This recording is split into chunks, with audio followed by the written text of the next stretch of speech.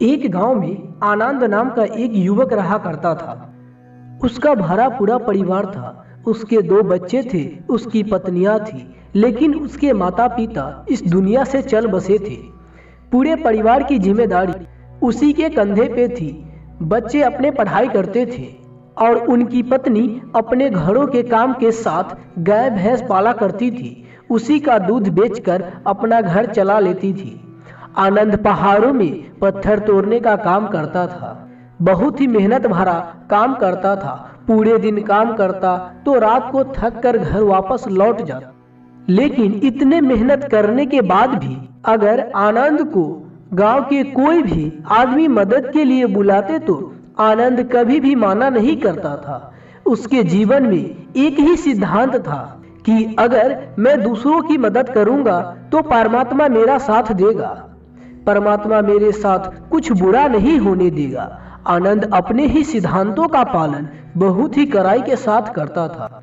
वे इस सिद्धांत पर इतना विश्वास करता था कि अगर कोई बाहर के आदमी उससे मदद मांग लेते तो वे अपने घर का काम भी अधूरा छोड़कर उस आदमी के मदद करने के लिए पहुंच जाता था, जिस वजह से उसकी पत्नी बहुत ज्यादा परेशान थी। वे अक्सर आनंद को समझाने की कोशिश करती थी कि सबसे पहले अपना काम करो, अपने परिवार को देखो। 2 बच्चे हैं हमारे, फिर भी तुम दूसरे के काम करने में लगे रहते हो। अरे अपने घर को तो संभालो, अपना घर संभाला नहीं जा रहा और दूसरे की मदद करने चले हो। और जब ऐसी ऐसी बातें आनंद के कानों पे पड़ती तो उसके हृदय में कांटे सा चुभने लगता और इसी बात पे उन दोनों के बीच लड़ाई शुरू हो जाता था। अक्सर उसके लड़ाई और झगड़े का यही सबसे बड़ा कारण होता था। लेकिन न तो आनंद अपने आप को बदल पाया और न ही उसकी पत्नी उसे समझाना कभी बंद किया। इसी वजह से आए दिन उसके घरों में कलेश होता रहता था। जहाँ तक कि गांव वाले की बात है, गांव वाले आनंद के स्वभाव को अच्छी तरीके से जानता था। वे जानबूझकर जो काम आसान भी होता था, जो उसके समर्थ में भी होता था, उस काम के लिए भी वे आनंद को बुला के लाते थे ताकि उन्हें काम में मेहनत करना न पड़े। कहने का अर्थ यह है कि गांव वाले आनंद की इस काम का फायदा उठाते थे, लाभ उठाते थे और सब पीछे से उसका मजाक उड़ाते थे, उसे बेवकूफ कहते थे। ऐसा ही समय बीतता रहा और एक दिन आनंद की पत्नी बीमार हो गई। आनंद से जो कुछ भी सेवा हो सकती थी उसने अपने पत्नी के लिए किया। उसने गांव के वैद्य को बुलाकर अपनी पत्नी को जांच करवाई, लेकिन ये रोग उस वैद्य के पकड़ से बाहर था। इसीलिए उस वैद्य ने कहा कि तुम अपनी पत्नी को शहर में लेकर जाओ, किसी बड़े वैद्य से दिखाओ, तो ही तुम्हारी पत्नी की जान बच सकती है। जल्द से जल्द शहर पहुंचने की व्यवस्था करो, नहीं तो तुम्हारी पत्नी के प्राण संकट में आ सकते हैं। ये सुनकर आनंद के पैरों तले जमीन फिसल गई। उसने ये नहीं सोचा था कि उसकी पत्नी के प्राण संकट में है। वे ये सोच रहा था कि कोई साधारण सा रोग होगा जिसका इलाज हो जाएगा। लेकिन जब उसने वैद्य की बात सुनी तो वे घबरा गया। अब अपनी पत्नी को शहर कैसे लेके जाएगा, क्योंकि उसके पास इतना धन नहीं था कि उसके लिए घोड़ा गाड़ी कर उसमें अपनी पत्नी को लेटाकर ले जा सके। उसकी पत्नी की हालत चलने तक की भी नहीं थी, इसलिए उसे शहर पहुंचाने के लिए किसी घोड़ा गाड़ी की जरूरत थी। संयोग से उसके पड़ोसी सोनू के पास एक घोड़ा गाड़ी था। वे अक्सर व्यापार के लिए अपनी घोड़ा गाड़ी शहर में लेके जाया करता था। इसीलिए आनंद के मन में यह विचार आया कि वे सोनू की घोड़ा गाड़ी ले जा सकता है, क्योंकि वे सोनू की इतनी मदद करता है, कभी उसके कामों को नहीं टालता है, तो वे मेरे काम को कभी मना कर ही नहीं सकता। यही सोचकर वे घोड़ा गाड़ी लेने के लिए सोनू के पास पहुंच जाता है। लेकिन सोनू बहुत ही ज्यादा चालाक इंसान था। वे बिना किराए की घोड़ा गाड़ी अपने सगे संबंधियों के काम में भी नहीं लेके जाता था, तो वे आनंद की तो दूर की बात है। जब आनंद ने उससे घोड़ा गाड़ी के बारे में पूछा तो उसने यह कहकर टाल दिया कि मेरा घोड़ा बहुत ज्यादा बीमार है, वे शायद बच भी बहुत मुश्किल से पाएंगे। 5 दिनों से उसने कुछ खाया तक नहीं है। ऐसे में बेचारा घोड़ा गाड़ी लेकर शहर तक कैसे पहुंच पाएगा। हाँ, अगर तुम कुछ धन व्यवस्था कर सकते हो तो मैं अपने मित्र की घोड़ा गाड़ी तुम्हारे लिए मांग के ला सकता हूँ। ये सुनकर आनंद परेशान हो गया और चिंतित हो गया, क्योंकि उसके पास तो धन था ही नहीं। इसका मतलब उसके पत्नी शहर में वैद्य के पास पहुंच नहीं पाएगी। इसी उलझन पे विचार करते हुए जब आनंद वापस घर जा रहा था तो उसने एक दिल को झिझोर देने वाला दृश्य देखा।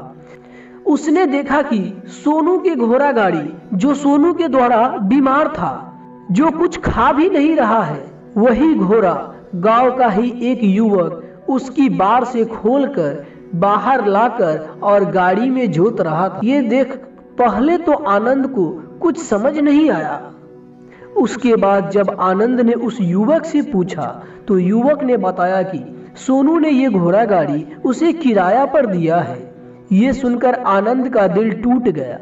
उसने कभी सपने में भी नहीं सोचा था कि उसके अच्छे मित्र सोनू उसके साथ ऐसा कर सकता है। हालांकि ये इस बात से दुखी होने का वक्त नहीं था, इसलिए आनंद वहां से जल्द ही लौट गया और गांव के ही एक सेठ के पास जाकर कुछ धन उधार लेकर सोनू को दे दिया। सोनू अपने मित्र की घोड़ा गाड़ी मांग लाता है।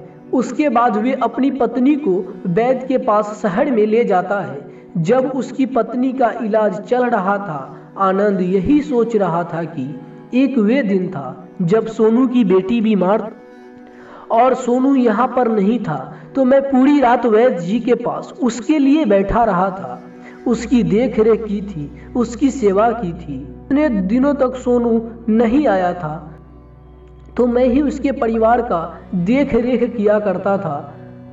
हाय, कैसा दुर्भाग्य है ये, जिसके लिए मैंने इतना कुछ किया उसने एक घोड़ा गाड़ी देने से मना कर दिया, वे भी तब जब मेरी पत्नी जिंदगी और मौत के साथ खेल रही थी। कुछ देर बाद वैद्य बाहर आकर आनंद को एक बहुत ही बुरी खबर देता है।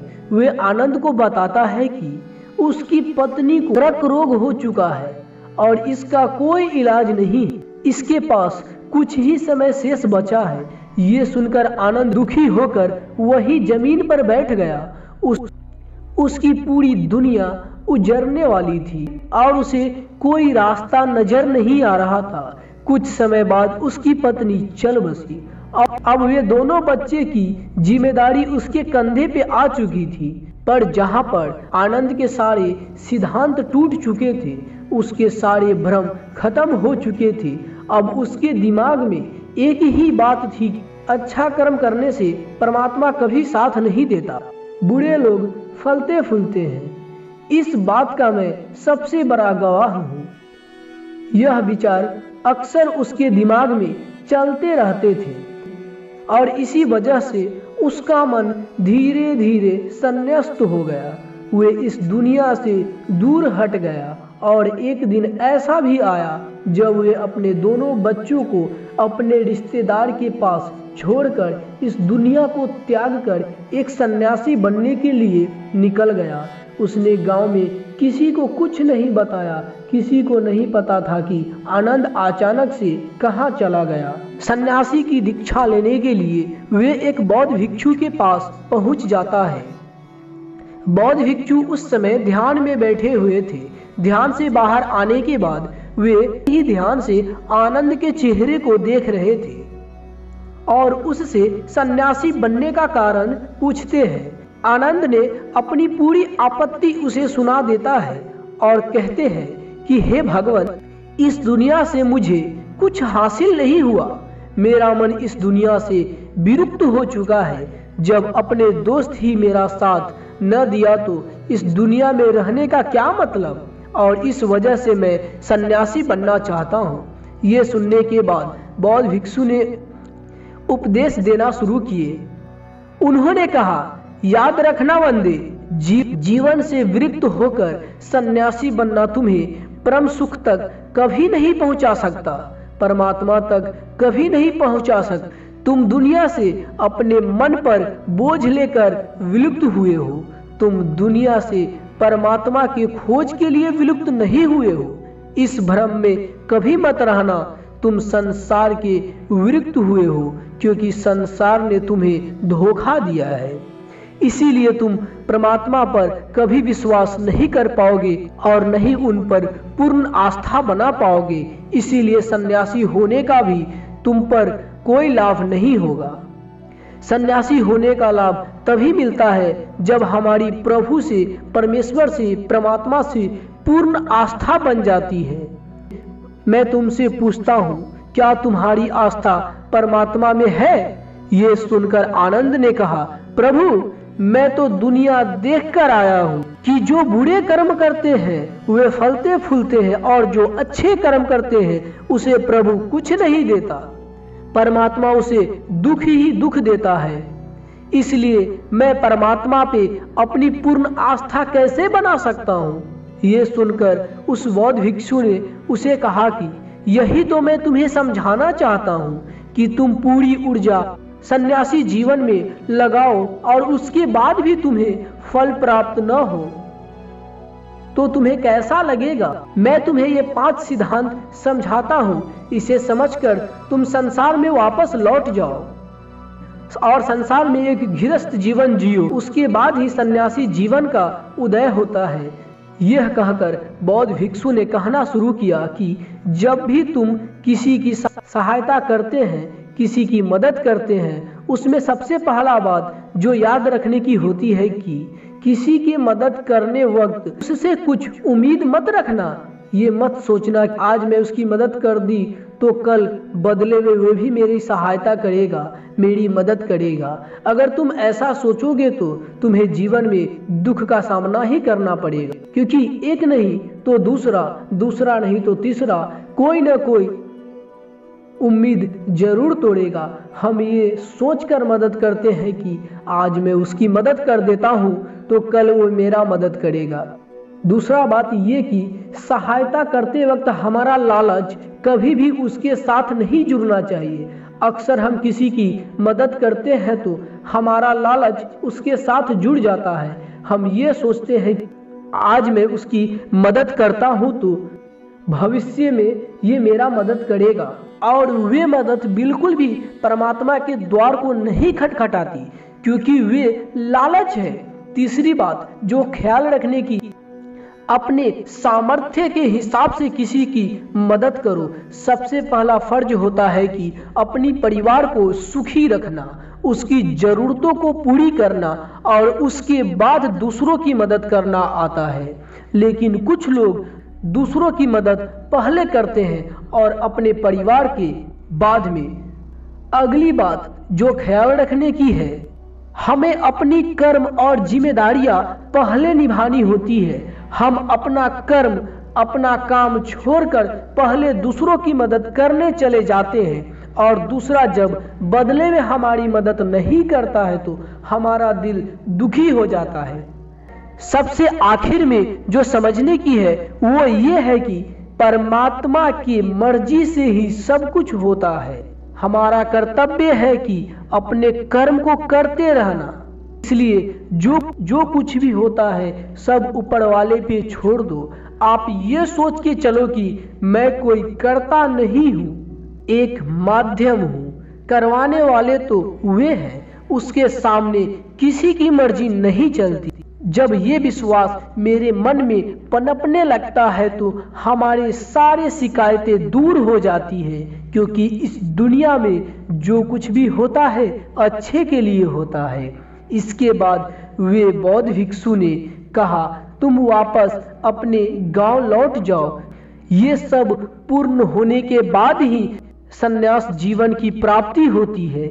इसके बाद आनंद अपने बच्चों के साथ गांव वापस लौट जाता है। दोस्तों, आपको इस कहानी से क्या सीख मिला हमें कमेंट में अपना राय जरूर दे, और नए हो तो हमारे साथ जुड़ने के लिए इस चैनल को सब्सक्राइब कर ले। धन्यवाद।